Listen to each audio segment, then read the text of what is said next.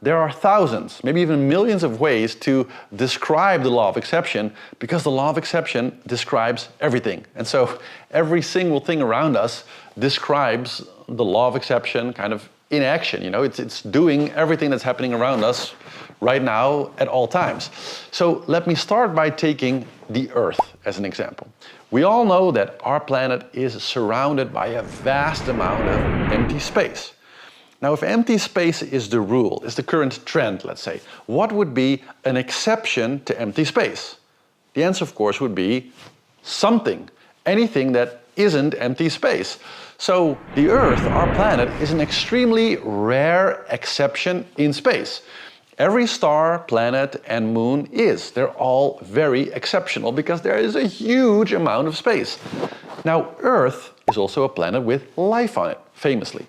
Even though all planets and stars and moons are extremely exceptional in space, the Earth is exceptional again because as far as we can prove it, we seem to be the only planet amongst all of them that seems to have biological life. So Earth is an exception in space, and biological life on Earth seems to be exceptional to the no life that we see elsewhere in the universe everywhere else. Let's move on over to the moon. Out of more than 600 moons in just the solar system, did you know that our moon up there is the only one that appears more or less exactly the same size as the sun in the sky? So there are hundreds of moons, they all venture between their planet and the sun, but ours is the only one, the exception, that creates an actual perfect eclipse because it's the same size as the sun. So the moon is extremely exceptional, again, by its placement. Now let's make it a bit more personal for you. Watching this, what about you?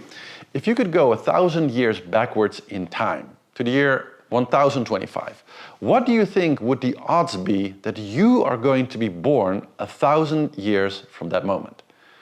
So the chances of you, yourself, existing right now are just as unlikely as the solar eclipse. You yourself are as big of an exception as everything else. There's nothing at all that exists that is less exceptional than the Earth, the moon, the solar eclipse, or you. Everything that exists is exceptional.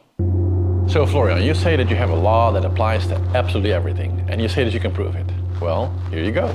Every single thing that exists is a monumental exception. Everything obeys the law of exception. Everything is exceptional.